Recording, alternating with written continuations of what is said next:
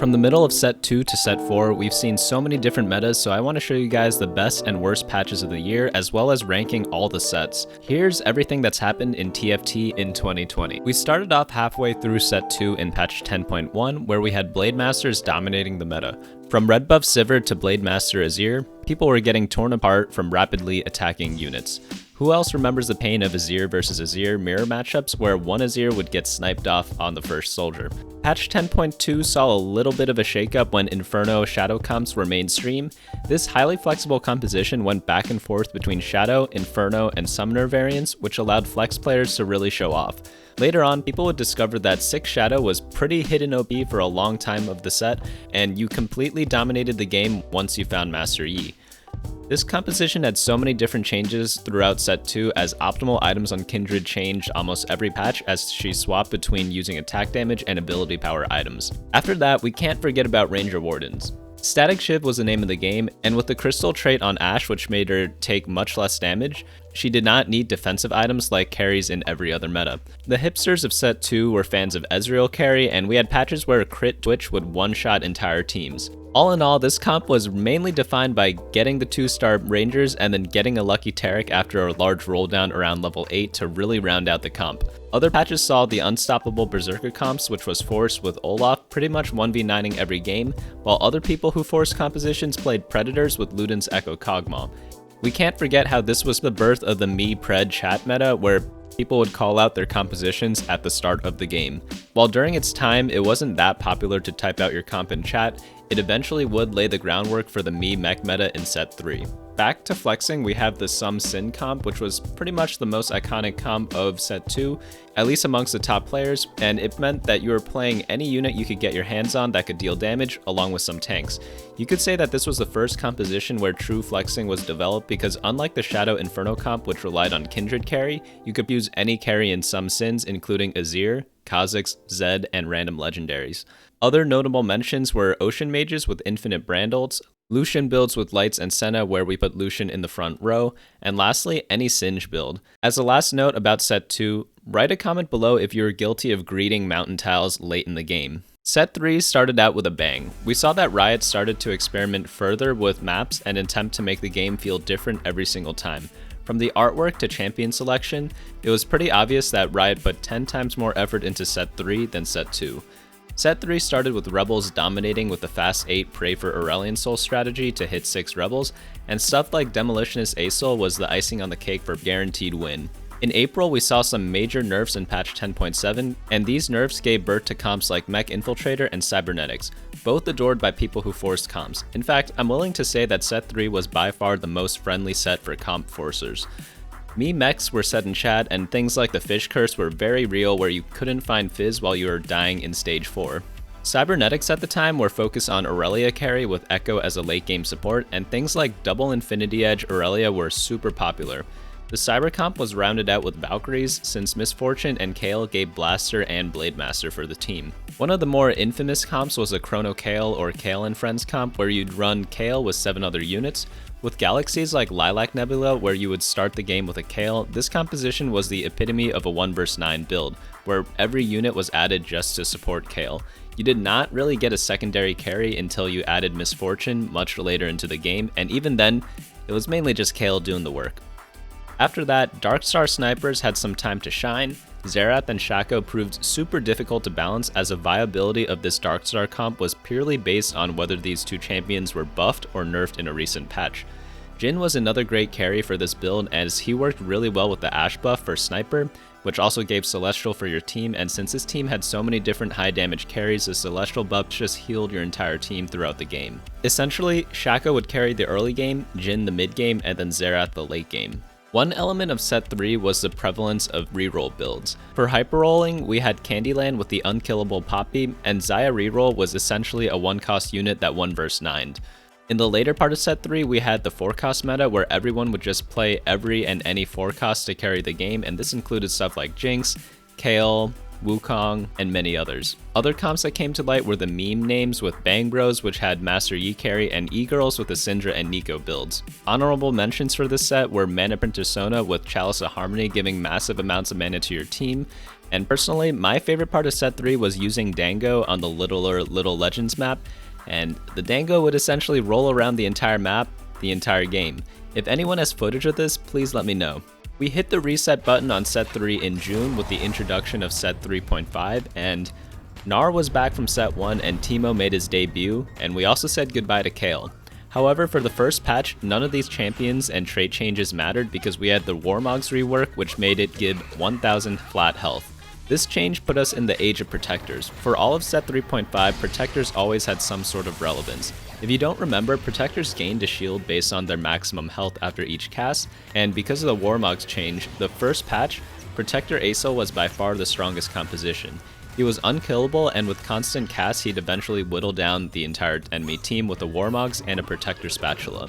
Cybernetics got a new carry with Vayne, and essentially all you had to do was get Infinity Edge, Last Whisper, and Giant Slayer, and then Vayne would pretty much kill everything in sight with her stealth mechanic. This was the holy trinity of items for Vayne. Sorcerer Riven was also pretty cool, where Riven would get a lot of spell power and solo tank for her entire team, and there was a time where we were in sort of like a rocks, paper, scissors meta where only 3 comps were viable: Riven, Sorc, Jinx comps, and Cybernetics. Set 3.5 had some of the coolest comps, I think, such as Vanguard Mystic with Cassiopeia carry. This was the first stall comp in TFT, and some players would roll down on stage 3-2 for 2-star Cassiopeia and Jace, while others abused Bard to farm up infinite experience with this comp. Throughout the whole set, the hipsters were pretty much playing the Battlecast comp. Kog'Maw with red buff and Runons had incredible results in the mid game, but my favorite comp by far was Astro Sniper. Who could ever hate Teemo? What I loved about it was the fact that you had both physical and magic damage from Teemo and Jhin. With this combination, you also had area of effect damage and single target.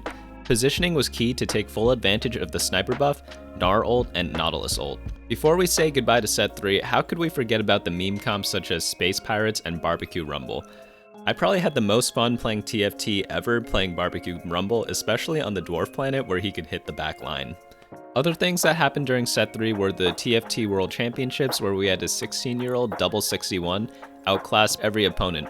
He even won the European Champions before, and some people considered that the most stacked tournament of that set. Of course, his prize pool for the European Championships was 10 sweet eggs. I actually got a chance to speak with the world champion right after he won the European qualifiers, and you guys can check out what happened in this video here, which I'll leave a link in the description below. Finally, we had set 4. The best part about this set was Chonk.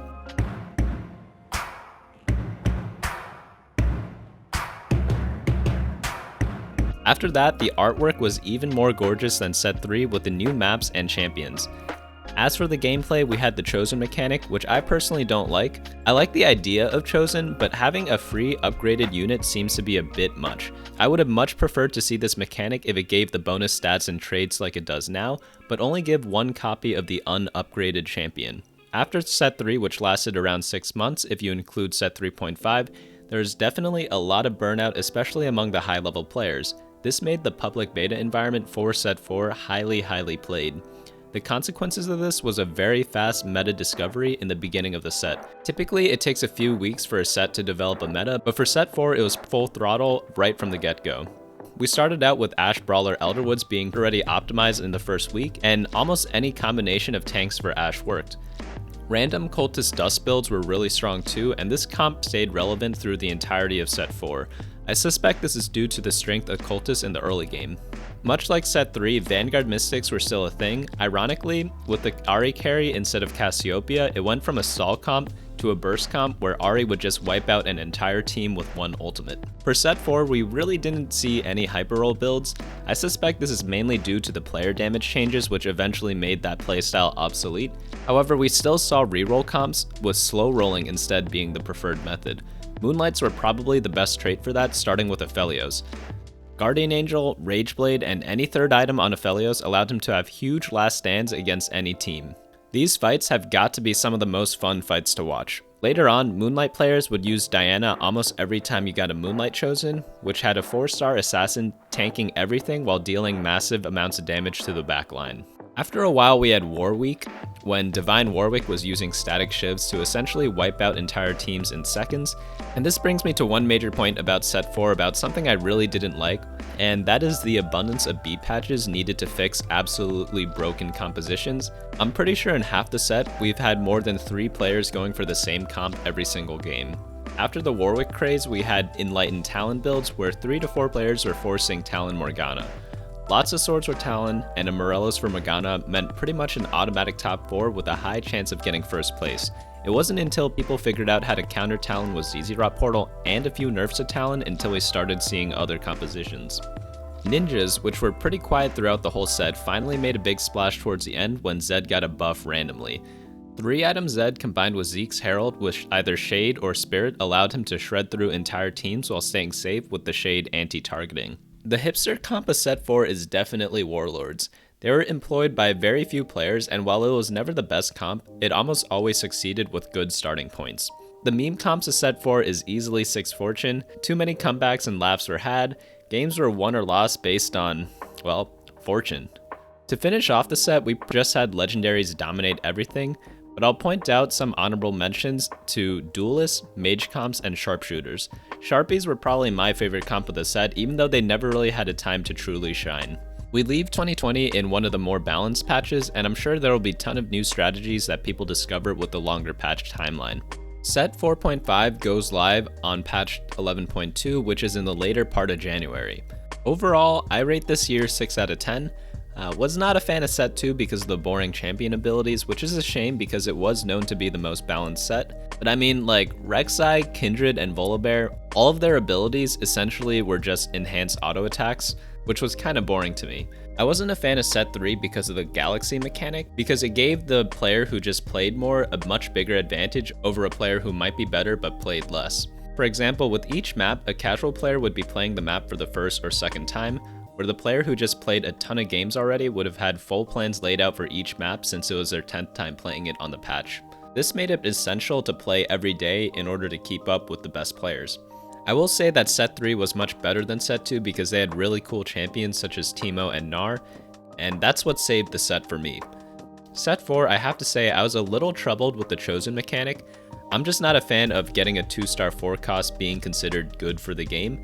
I had the same complaints about the Star Cluster Galaxy in set 3, but the Chosen mechanic is even stronger than that. Despite all this, set 4 probably had the best artwork and hopefully will lay the groundwork for many TFT developments in the future. As a note from me, this channel has grown so much and I cannot thank all of you enough. This has surpassed all of my expectations and I really hope to see you all in 2021 for set 4.5. If you guys are new, hit the subscribe button, smash like if you enjoyed the video, and let me know what your favorite part of the year was in the comments below. If you made it all the way through this video, I will note that I have started a new YouTube channel focused on non-gaming topics, which I'll link in the comment section. Thanks so much, happy holidays, and happy new year.